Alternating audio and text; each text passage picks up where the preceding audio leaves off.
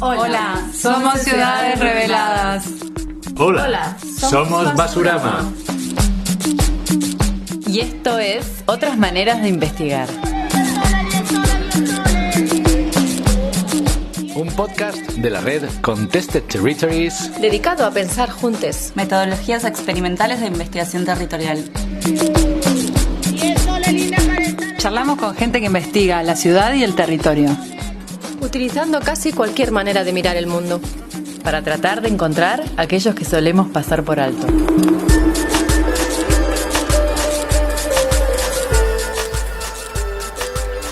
Hoy charlamos con Oscar del proyecto La Digitalizadora de la Memoria Colectiva.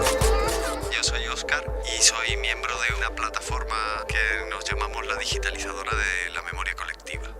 El proyecto surge en verano de 2019 y reúne a profesionales de ámbitos diferentes, pero especialmente archiveras y profesionales del audiovisual.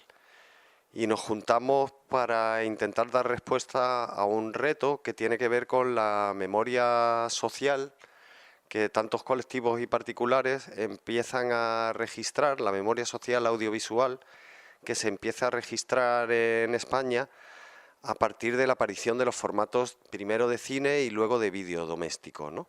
Hasta los años 70, digamos que poder contar el mundo que te rodeaba era un privilegio de las élites porque los formatos de grabación eran costosos, y a partir de que aparece primero el Super 8 y posteriormente todos los formatos de vídeo domésticos, hay un montón de personas y de colectivos que empiezan a documentar el mundo que les rodea.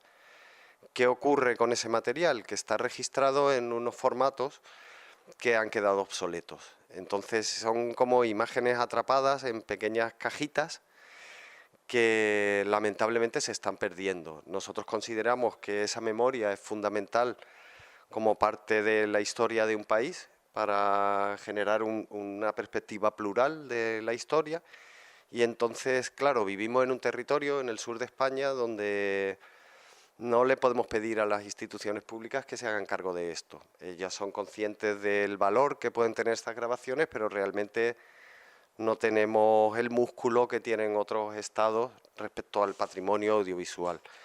Total, que decidimos que si era un problema colectivo, la mejor manera de intentar resolverlo era a través de una aproximación comunitaria. Y ese es el germen del proyecto de la digitalizadora de la memoria colectiva. Lo que hacemos es acompañar a colectivos y a particulares que tienen memoria social audiovisual grabada en formatos analógicos y que quieren rescatarla. Hay una parte que tiene que ver con digitalización, limpiar los soportes y pasarlo a formato digital, pero eso es solo una parte del proceso. Luego es fundamental que ese material se contextualice con los testimonios de sus protagonistas, porque un archivo no es simplemente una colección de imágenes sin contexto, y si ese contexto no se lo damos hoy, dentro de 30, 40 años van a perder el sentido esas imágenes. Entonces, cuando un colectivo nos contacta, nosotros le solicitamos dos compromisos. El primero es que participen activamente en el proceso de descripción archivística, y el segundo tiene que ver con la difusión de los materiales. Entendemos que no tiene sentido pasar unas imágenes de una caja en forma de cinta a otra caja en forma de disco duro. Es decir, el proceso se completa cuando ese material se puede difundir públicamente. Eso es en esencia, digamos, el ciclo que hacemos con el trabajo, y luego pues hay detalles que tienen que ver con la preservación de los soportes originales, con la preservación de las copias digitales de ese material. Y lo que ha ocurrido es que en el camino nos hemos dado cuenta que la memoria es una herramienta muy interesante para activar comunidades en el presente. Con lo cual hemos introducido una pata que tiene que ver más con procesos participativos, en las que trabajamos junto con los colectivos para devolver esas imágenes a sus contextos originales, proyectarlas en los barrios donde se crearon y tratar de activar pues procesos similares en el presente. ¿Qué tipo de materiales les llegan y cuáles son con los que ustedes trabajan, no? Porque me imagino que debe haber un montón de material que las familias o personas o grupos, asociaciones, colectivos tienen, y cuáles sí y cuáles no, ¿no? ¿Cuál es el criterio por ahí más curatorial desde el colectivo La Digitalizadora? Sí, es muy importante cuando planteas un proyecto de archivo acotar, ¿no? Y poner un límite, porque si no, no se puede archivar todo, ¿no? Nosotros el límite lo hemos puesto en una definición muy abierta de lo que se considera memoria social. Es decir, todo lo que tiene que ver con grabaciones del ámbito privado de las personas, las vacaciones en la playa, las celebraciones de cumpleaños, entendemos que es un asunto privado, que no tiene sentido resolverlo de forma comunitaria. Es decir, ya hay empresas de digitalización que hacen lo mismo que nosotros hacemos a cambio de una cantidad de dinero. Entonces, el corte lo ponemos ahí. Entendemos que lo que queremos preservar es la memoria social, y en ese sentido tenemos una definición muy abierta de memoria social, que básicamente es gente que se junta y la lía.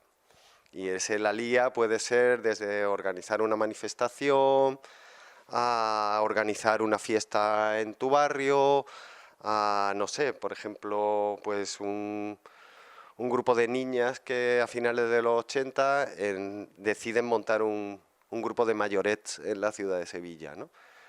De alguna manera es simplemente esa definición, lo que es del ámbito privado queda fuera, lo que tiene que ver en un sentido amplio con memoria social, pues lo incorporamos y vamos tomando decisiones también a partir de material que aparece, ¿no? Desde ahora mismo lo único que hemos descartado, que hemos recibido y hemos hablado con las personas que lo entregaron para decir, mira, esto no...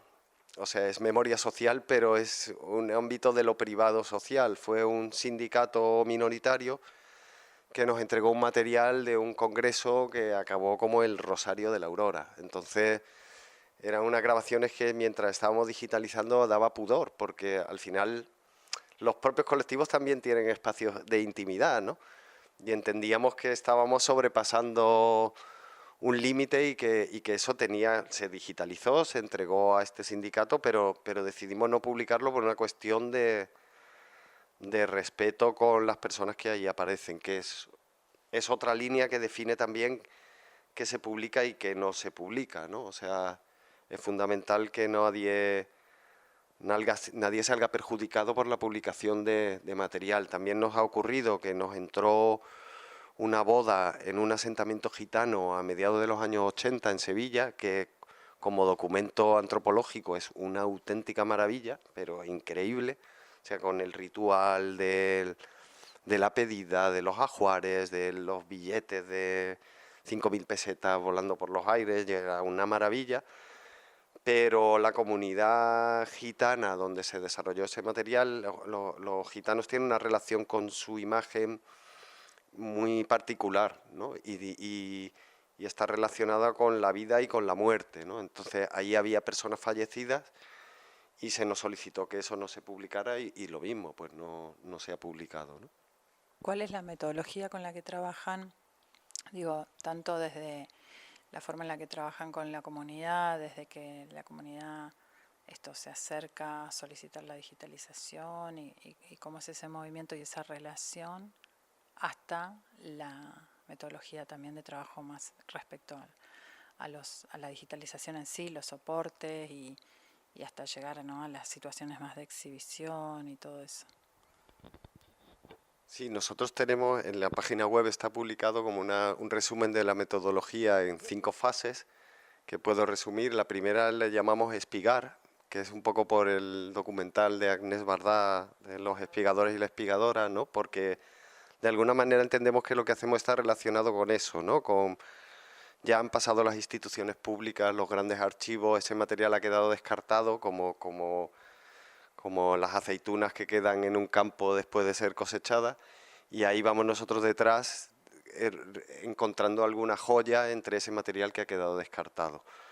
En esa primera fase de localizar, claro, es muy importante cuando planteamos cómo llegar a este material, ¿no? No hay una base de datos en España de grabaciones domésticas o de memoria social, y no hay fondos ni creemos que la metodología sea a través de una investigación individual. Entonces, Lo que hemos generado es una red espontánea de colaboradoras y colaboradores, que son los que llamamos los espigadores de la memoria, que son personas que han participado de movimientos sociales y que tienen contacto con. Entonces dicen, oye, pues yo recuerdo que en las movilizaciones contra la entrada de España en la OTAN había no sé quién que grababa. Entonces estas personas hacen la mediación y nos ponen, digamos, en contacto con. Nosotros no vamos buscando películas por ahí, sino que acompañamos a gente que tiene esta memoria y se acerca porque entendíamos, o cuando hicimos en septiembre del 2019 una pequeña investigación, en realidad hay un montón de iniciativas memorialistas de este tipo.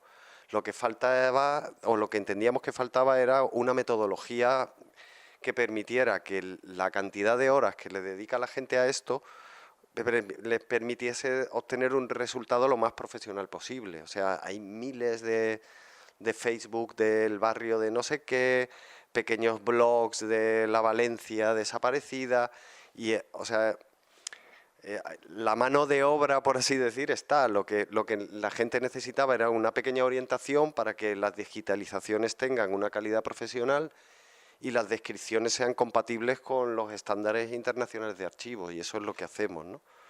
Una vez nos llega el material, hacemos un proceso de evaluación de, digamos, de tiempo y de costes, de lo que implica, porque la cantidad, la variedad de colecciones que nos entra es muy diversa. Nos pueden llegar desde, ahora por ejemplo estamos trabajando con mucha dificultad con una colección de 300 horas del movimiento de objeción de conciencia, que fueron los que se negaron a hacer el servicio militar en España, hasta que consiguieron que, bueno, que se acabase el servicio militar obligatorio. Es un volumen bestial. Entonces primero dimensionamos para que la gente entienda en número de horas cuánto eso implica. A partir de ahí buscamos financiación y asumimos que el colectivo también asume una parte de la responsabilidad, de manera que se cofinancia, por así decir. El colectivo no pone dinero, pero sí pone horas de trabajo, ¿no?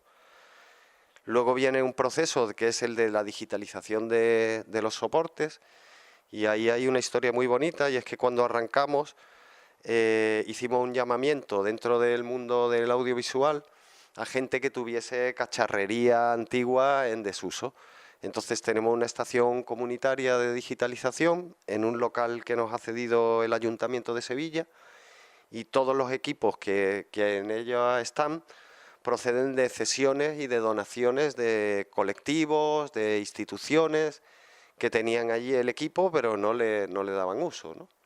Tenemos una persona que hace un poco la jefatura técnica, es decir, se encarga de mantener en buen uso los equipos, y a partir de ahí hay un proceso de digitalización que en el fondo es muy sencillo. Es como cuando en los 80 grabábamos los casetes de cinta a cinta, solo que ahora en un extremo, en lugar de una cinta, hay un disco duro, pero no es muy complejo, ¿no?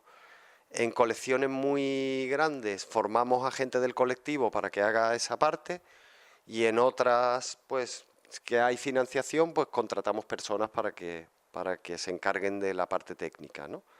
Una vez el material está digitalizado, se entrega una copia del soporte completo digitalizado a la persona que la ha donado. Y ahí empieza, digamos, un proceso de diálogo entre qué es relevante para la memoria social y qué forma parte, digamos, del ámbito de la vida privada de las personas, porque hay grabaciones que se mueven ahí. Nosotros normalmente a no ser que sea una obra completa con un principio y un final, si son grabaciones, digamos, de material en bruto, solemos hacer selecciones, ¿no? Aunque todo el material se entrega al colectivo, ¿no? Y a partir de ahí empieza el trabajo de descripción. Lo potente del trabajo de descripción es contar, es como el sueño de cualquier archivera. O sea, poder sentarte con el protagonista del material a que te cuente con pelos y señales quién aparece, cuándo se grabó, en qué contexto, pues la temperatura que hacía ese día, lo que habían comido, es un sueño, ¿no? Yo he hecho muchos trabajos profesionales en el ámbito de los archivos, y lo que ocurre, que es un poco triste, es que se prioriza lo antiguo, con lo cual estamos perdiendo la oportunidad de documentar lo que deberíamos de estar trabajando ahora, que es la memoria reciente. Entonces, en determinados trabajos de archivo que he hecho, las descripciones, no sé, me recuerdo un trabajo que hice en la Biblioteca Valenciana, que tiene un fondo fotográfico de la ciudad maravilloso, y ahí cuando pides las fichas de descripción, las descripciones son señora con sombrero sentada en un banco. ¿Sabes? Porque claro, cuando nos hemos puesto a ello, ya la señora había fallecido y todos los que se podían acordar de la señora también.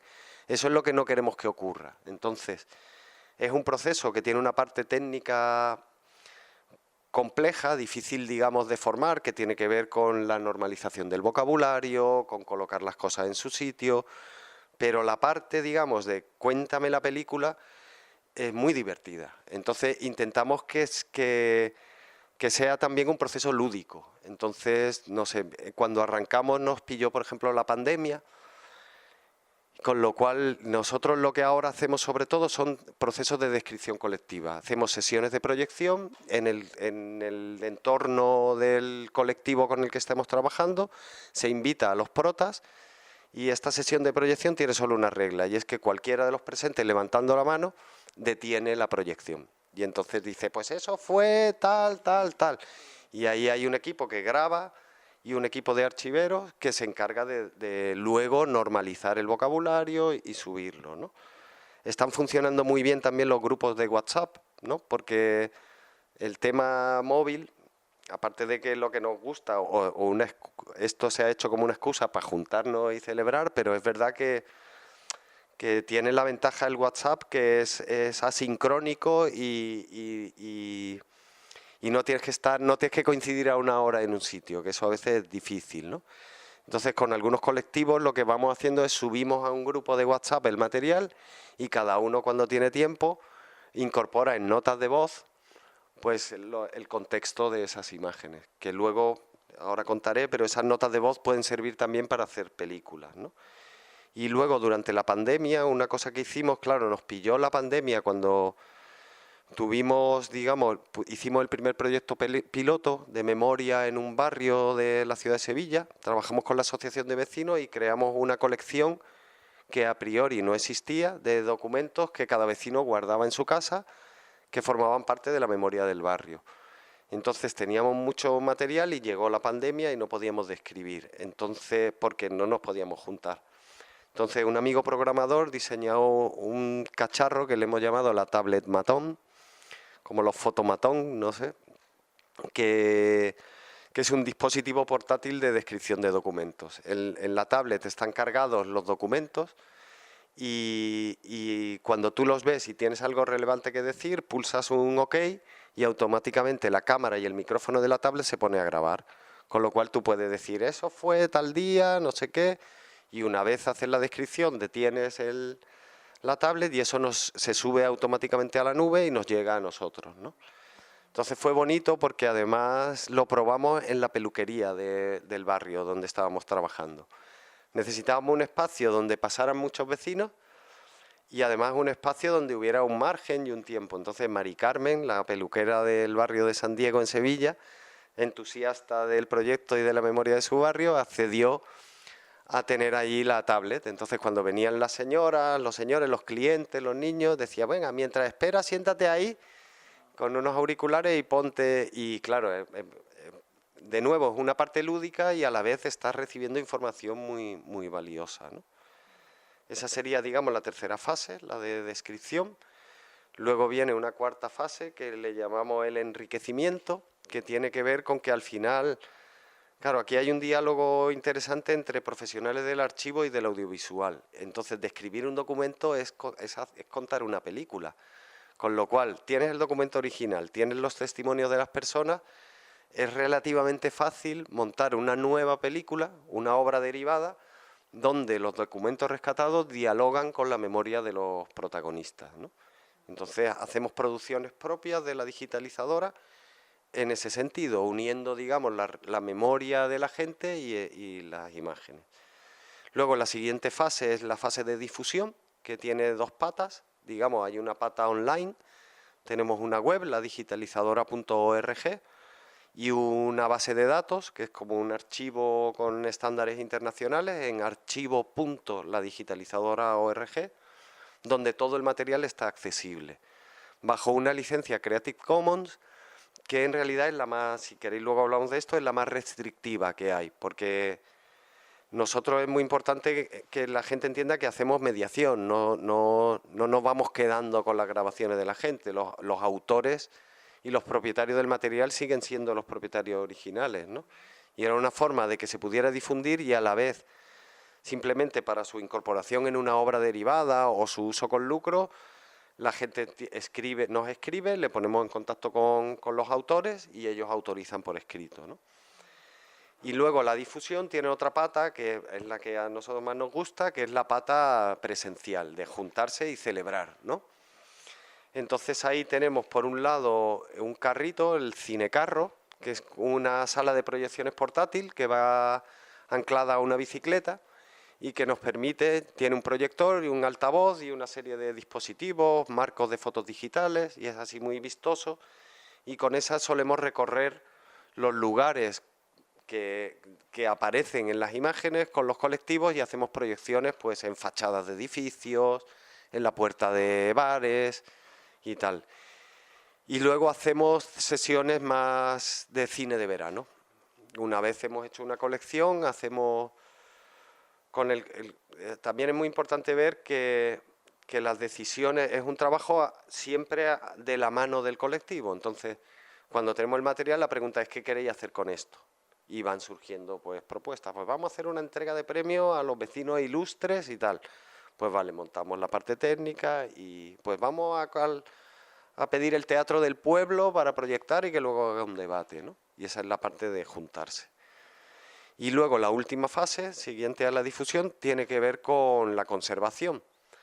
Que es decir, esto se hace con una perspectiva. El tiempo de los archivos es como el tiempo geológico. O sea, estamos pensando en muchas décadas, ¿no? que esto se guarde. Entonces tenemos, en cuanto a los soportes originales, tenemos dos políticas. Por un lado, cuando se devuelven al colectivo, nosotros no nos quedamos con los soportes originales, no tenemos condiciones físicas como tiene un archivo público, entonces se devuelven a los propietarios con una serie de recomendaciones de conservación y un poco lo que se hace, pues envasar las cintas al vacío, cosas de... Y luego cuando las colecciones tienen un valor como incuestionable en términos históricos, lo que hacemos es mediar entre los autores y instituciones culturales de archivo para hacer una cesión y que eso quede depositado en las instalaciones de un archivo público, ¿no? Y luego hay otra parte que tiene que ver con la conservación, que es la conservación de las copias digitales de todo este material, ¿no? Entonces ahí por un lado tenemos lo bueno, digamos, del digital, a pesar de que se le percibe como que va a durar más, pero realmente es más frágil que lo analógico, pero puede hacer copias infinitas a muy bajo coste. Nosotros nos quedamos con una copia y una copia de seguridad en discos duros físicos en nuestro archivo. El colectivo se queda con tantas copias como quiere y luego estamos utilizando la plataforma Internet Archive, que es archive.org, que es una fundación en San Francisco con una filosofía muy cercana, digamos, a cómo entendemos nosotros la cultura comunitaria, que nos permite tener copias digitales accesibles a las personas a un coste muy bajo. De hecho, es simplemente una donación anual que nosotros hacemos. Volviendo al paso 2 o 3, 3 creo, cuando ustedes, ustedes digitalizan todo el material y producen una nueva película, una subpelícula, ese recorte, ese montaje, es una nueva película, ¿la construyen con ellos o hay alguna instancia antes de colgarla en el archivo, digamos, de la digitalizadora? ¿La ven juntos? ¿Hay una devolución, algo como de trabajo colectivo? Porque, bueno, es un material nuevo a partir de una cantidad de horas y horas, ¿no? Claro, lo que hacemos con las grabaciones originales es distinto, digamos, a los documentales que luego nosotros montamos, ¿no? Pero con las grabaciones originales, digamos, si es una obra, sea una gran obra o una obra amateur, pero es decir, una película que tiene un principio y un final, está montada y tiene un sentido, ahí no se interviene, se da un corte al principio, un corte al final, se hacen pequeños ajustes técnicos para mejorar sin interferir mucho, pero la calidad del sonido de la imagen, y se publica tal cual. Cuando nos llegan grabaciones, por ejemplo, no sé, ahora estamos trabajando con la memoria del movimiento jornalero en Andalucía, que son, digamos, el movimiento de los campesinos sin tierra en Andalucía, y las grabaciones son, pues, no sé, la ocupación de la finca del marqués de no sé quién, y a lo mejor es una grabación de 1 hora y media en la que hay mucho material desenfocado, historias que no llevan a ningún lado. Entonces, digamos, primero hay una criba técnica, que es decir, no vamos a publicar material que está técnicamente mal, y luego lo que se hace, digamos, es un proceso de selección, por así decir, pero no se interviene, digamos, en el sentido de la obra. Por ejemplo, hemos trabajado en un barrio donde los vecinos autoorganizaban una fiesta maravillosa, convirtiendo los bajos de sus viviendas, que tenían como soportales y pilares, en barracas de feria durante una semana. Y ahí, claro, por ejemplo, hemos digitalizado 15 horas de vecinos bailando sevillanas. Pues eso tiene un valor para el colectivo y han recibido las 15 horas, pero no tiene sentido inundar internet de vecinos de San Diego bailando sevillanas. Entonces, hacemos una edición que siempre es consensuada con las personas, tanto para que quien aparezca no se sienta incómodo por aparecer, como porque ellos tienen el contexto. Es decir, para mí me pongo a editar y todo el mundo es igual, porque no los conozco, pero si se sienta alguien a mi lado me dice, mira, esa señora es importante porque fue en este caso, una historia real. Fue una viuda de la guerra civil, que era anarquista, que luego vivió en el barrio, y sí, hay que seleccionar, esta señora tiene que salir bailando, ¿no? Y ese trabajo se hace, y además luego en la ficha de descripción archivística queda reflejado que la señora de luto que baila era quien era, ¿no? ¿Cuáles son sus referentes? Digo, tanto desde el cine, bueno, ya apareció Áñez Barda claramente con la primera fase de la metodología, pero también con la práctica en general, con el cine, con la experiencia, más o menos quienes inspiraron a este proyecto. Sí, hay una cosa bonita, esto en las entrevistas es horrible, es decir, como dije ayer, que luego nunca hubo un ayer, pero lo cortáis, ¿no? Hay una cuestión, pero lo dije, sí, pero solo que no estabais, ¿sabes? Cuando se inventa, o sea, cuando los hermanos Lumière convocan a los parisinos a la primera proyección, que es la salida de las trabajadoras de la fábrica, la única reseña que aparece en un periódico de esa proyección no habla de las potencialidades del cine como el desarrollo de la ficción, de todo lo que luego hemos conocido como cine. La reseña dice, se acaba de inventar una máquina que prolongará la vida de tus seres queridos, ¿no? Y el hombre lo cuenta, ¿no? Dice, hay unos hermanos que no sabemos muy bien cómo lo han hecho, pero han creado un cacharro que te permite ver en un loop infinito acontecimientos del pasado como si estuvieran ocurriendo de nuevo, ¿no? Esa es una inspiración. Todos los que venimos del ámbito del documental, yo creo que lo que nos pone es eso, ¿no? O sea, luego podemos cuestionar si las imágenes son fieles, no son fieles, pero las señoras que salían de la fábrica estaban ahí ese día, ¿no? Y eso es incuestionable, el valor de documento que tiene. Y luego, esta pregunta es fantástica porque puedo ponerme súper pedante. Hay otro contexto, es como de todos nuestros referentes acaban antes de la Segunda Guerra Mundial. El siguiente referente que conecta mucho con la digitalizadora es un cineasta ruso que se llamaba Dziga Vertov, que es el creador del cine ojo, y este hombre hizo un experimento maravilloso en la Rusia de la Revolución, en la que él se unió, montó un estudio de cine en un tren y se dedicó a recorrer Rusia de un lado al otro. En un sentido iban grabando, en el mismo tren iban positivando, editando las películas y a la vuelta iban parando en los sitios donde habían grabado para proyectar las imágenes, ¿no? Y él cuenta una historia preciosa en sus memorias, en la que de repente en un pueblo hay una proyección y de repente una señora se levanta y empieza a intentar abrazar la pantalla y a darse la vuelta, ¿no? A darle la vuelta y le cuentan que esas imágenes de ese niño que está ahí era su hijo y que en el transcurso de ida y vuelta del tren el niño había fallecido, ¿no? Entonces yo creo que conecta un poco con esa idea, ¿no? Hay una serie de imágenes que no están muertas, están durmiendo dentro de unas latas, de unas cajitas, y nosotros intentamos contribuir a devolverles la vida, ¿no? Y luego, no sé, cineastas contemporáneos, pues todo el mundo que trabaja con el archivo y la memoria, ¿no? Desde Alan Berliner a, no sé, otros tantos. ¿Qué más? No, estaba pensando en la circulación de todo este material, ¿no? Que es un trabajo increíble y que me imagino la escena de ir con el carrito por la calle, parar en un bar y generar ese momento medio de sorpresa, porque por lo que comentabas, como, bueno, que arman proyecciones así comunitarias y a veces con los vecinos y a veces medio con la comunidad que no estaba enterada de que esto estaba ocurriendo. Entonces me gustaría saber cómo es la reacción de esos no protagonistas, ¿no? ¿Qué pasa con todos los que no sabían pero que de pronto se encuentran con esto? Si es contagioso, bueno, ¿qué les pasa, no? ¿Qué pasa ahí cuando esto circula?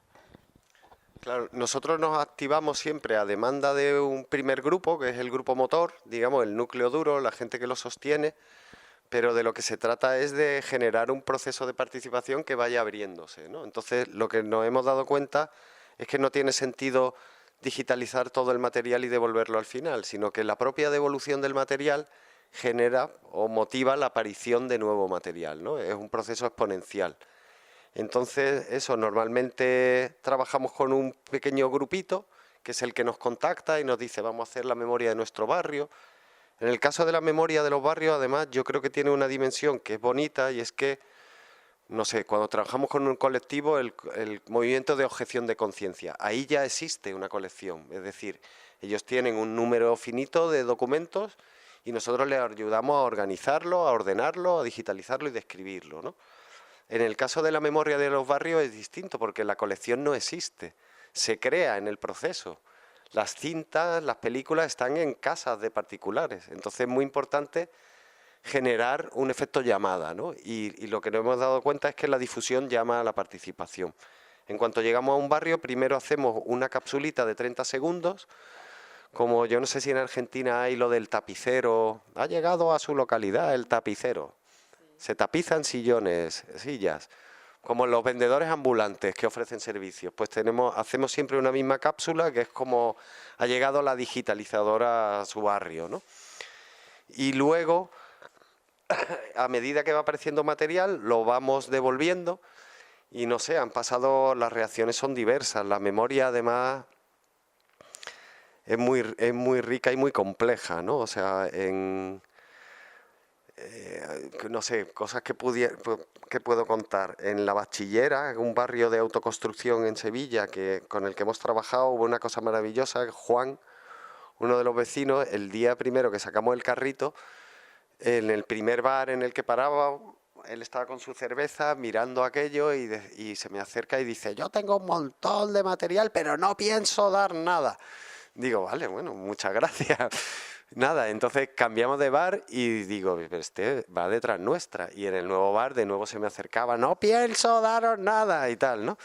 Y ya a las 2 de la mañana en el último bar él seguía ahí diciendo que no iba a dar nada, pero que bueno. Y al final ha sido de las personas que más ha aportado, ¿no? Hay un proceso también de confianza. Hay una cosa importante en los procesos participativos y es que cuando entras en un barrio de la mano de alguien, ese alguien te abre muchas puertas y a la vez te cierra otras.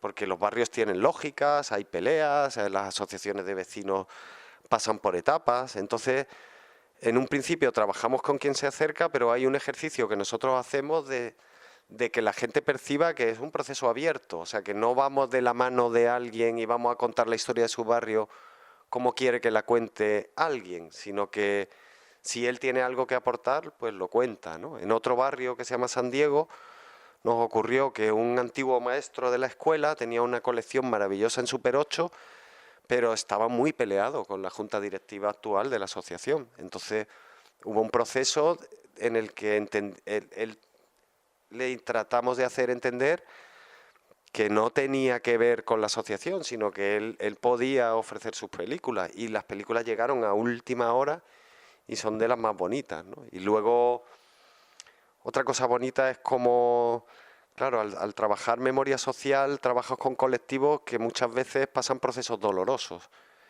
Hay un proceso precioso en Sevilla de cómo un barrio consiguió convertir una escombrera en las afueras de la ciudad en ahora el segundo parque más grande de la ciudad de Sevilla, a base de ocupar, de crear unos huertos comunitarios de la nada, regando, bajando de la casa regadera, ¿sabes? Ese proceso, que fue precioso, acabó muy mal. Y la gente llevaba décadas sin hablarse, los fundadores. Estas cosas pasan, ¿no? En lo social a veces no es todo de rositas, ¿no?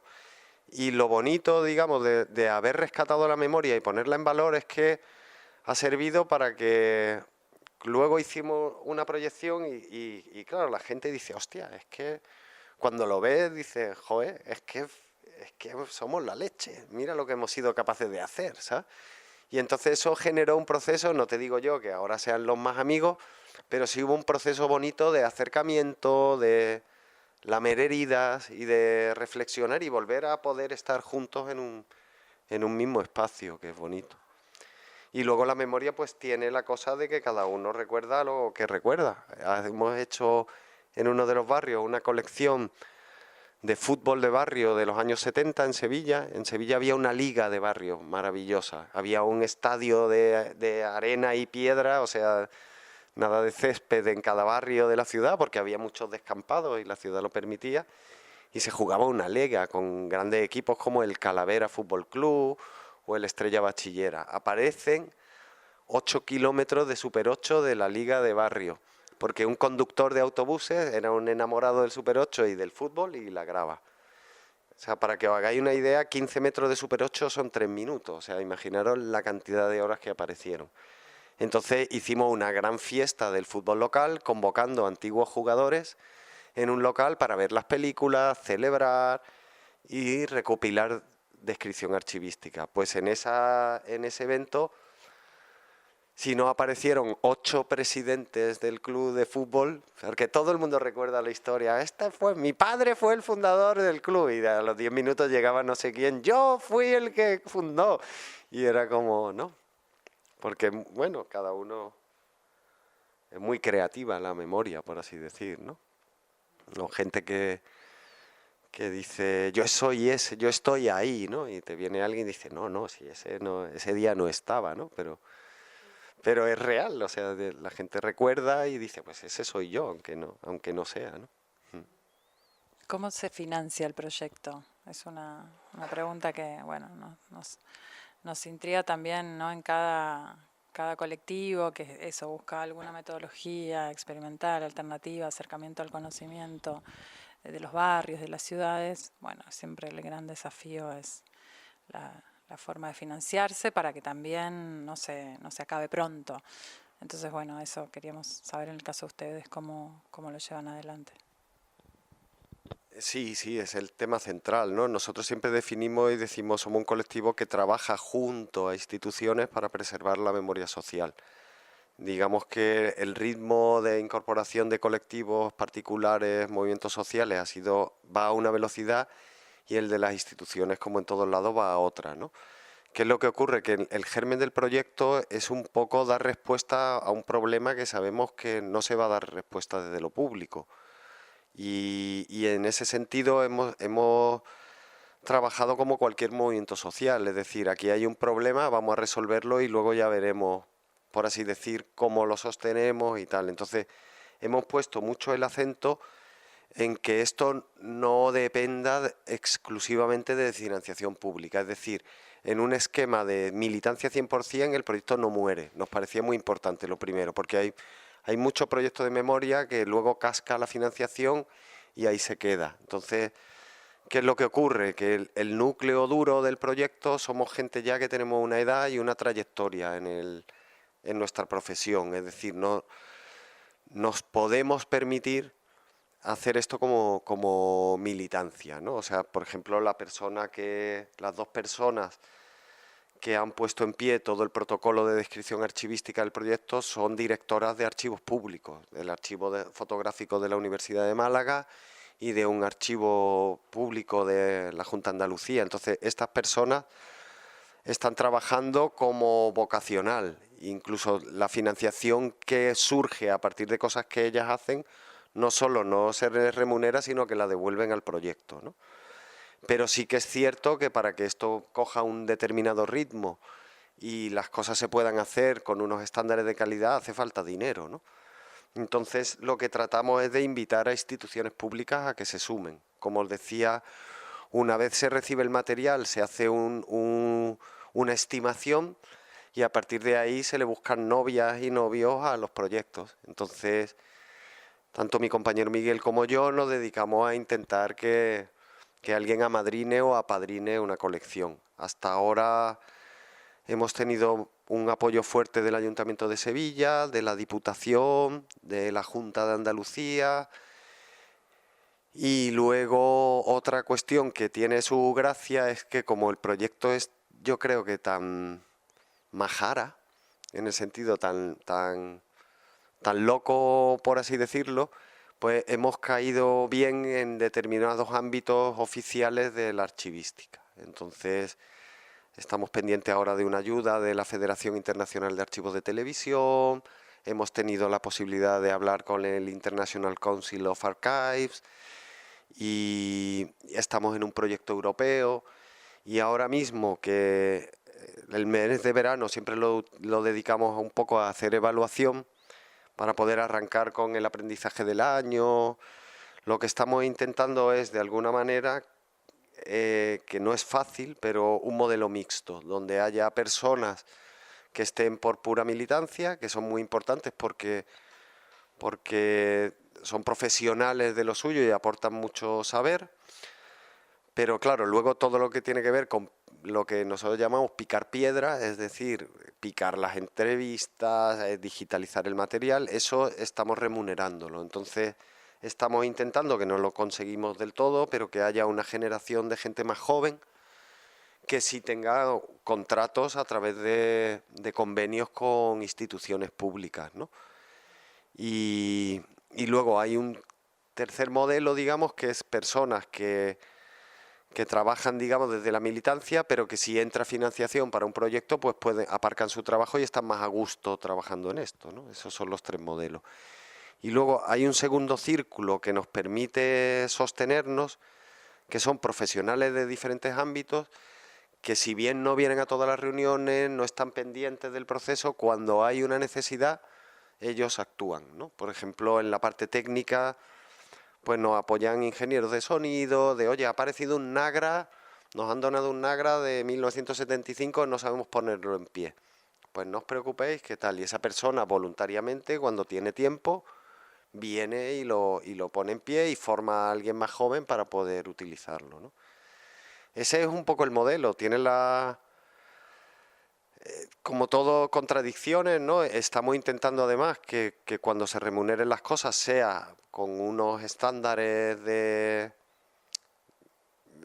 lo que hay que pagar por las cosas, ¿no? Que no sea un trabajo precario, pero a la vez, claro, vivimos en un territorio, o sea, vivimos en el sur de Europa, o sea que si tenemos que esperar a que venga lo público a hacerse cargo de las cosas, no haríamos nada. Entonces, también responde a esa necesidad de decir, no tenemos tanto tiempo. O sea, estamos hablando de que en un periodo de 20 años, siendo muy optimista, va a desaparecer todo, las cintas se van a destruir, entonces hay que ponerse a ello, ¿sabes? Que no es decir, vamos a configurar un Instituto Nacional de la Memoria Ciudadana, es que solo eso ya se ha caducado todo.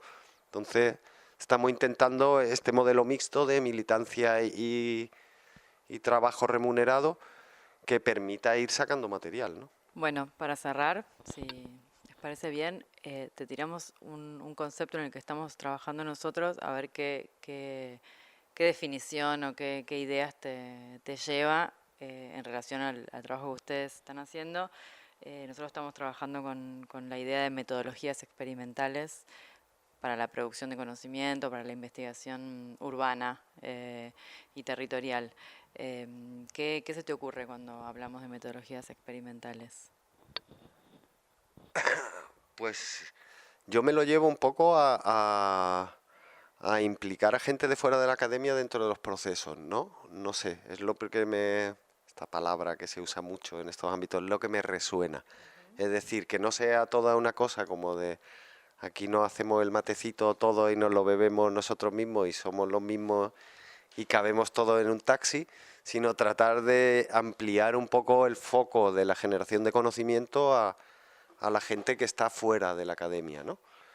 Y en ese sentido yo diría que para que los procesos participativos sean exitosos, para mí hay una clave y es que hay que poner en el centro algo relevante. Es decir, ¿qué me llevo yo de esto? Yo he participado, esto no dentro del proyecto de la digitalizadora, dentro de mi ámbito profesional, en proyectos participativos que pinchan porque no hay un algo de, ¿sabes?, de tangible que la gente con la liada que tiene le permita pues dedicar X tarde a la semana a esta movida. Entonces yo creo que haría esa pregunta, ¿qué se lleva la gente de concreto a su casa después de todo esto, ¿no? Y ahí, bueno, en ese sentido, y lo comento por la digitalizadora, ¿no? Nosotros lo que ponemos encima de la mesa es la posibilidad de recuperar esas grabaciones, ¿no? Y eso activa y hace que la gente se comprometa a cosas porque sabe que tiene una devolución, ¿no? Y a veces en todo este ámbito de lo académico me pasa que digo, ¿y qué saca la gente a cambio?, ¿sabes? No sé si me estoy explicando bien, ¿sabes? Vamos a ver que hay una cosa sobre resiliencia y cambio climático en el entorno de la gente 2030.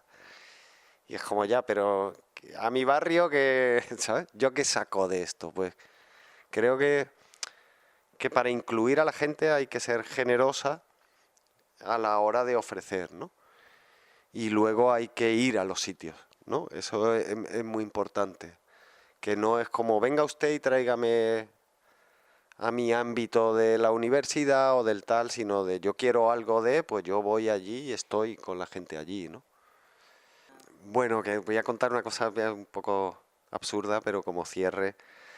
Tengo que contar que hay un escritor aquí en Cataluña, Javier Pérez Andújar, que él habla de la internacional de los bloques de pisos, ¿no?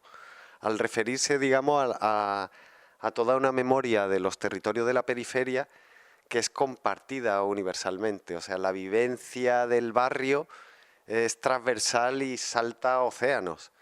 Entonces quería comentar que la última fiesta que hicimos hace un mes en un barrio de autoconstrucción en Sevilla, que tiene una historia muy curiosa, era la finca de un torero. El torero al fallecer dice, quiero donar mi finca a los pobres para que tengan casa, ¿no? Y el ayuntamiento lo que hace es alquilar, y a día de hoy es un barrio maravilloso de autoconstrucción donde la gente aún no es propietaria del suelo de sus viviendas, ¿no?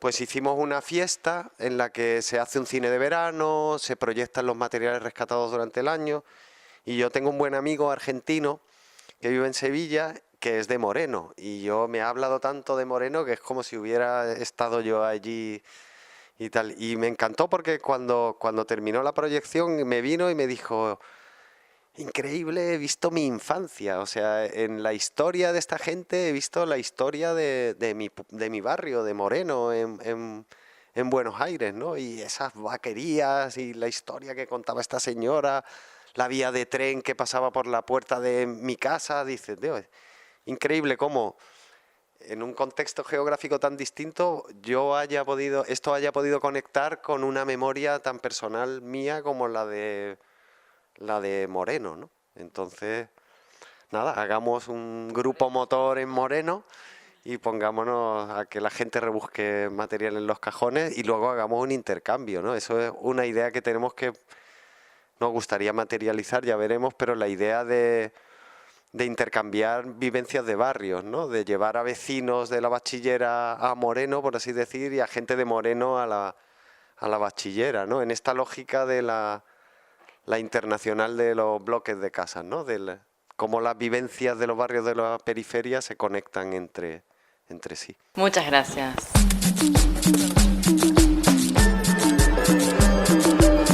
This project has received funding from the European Union's Horizon 2020 Research and Innovation Program under the Marie Sklodowska-Curie Grant Agreement number 873082. Views and opinions expressed are, however, those of the authors only and do not necessarily reflect those of the European Union or the Marie Sklodowska-Curie Actions, MSCA. Neither the European Union nor the granting authority can be held responsible for them.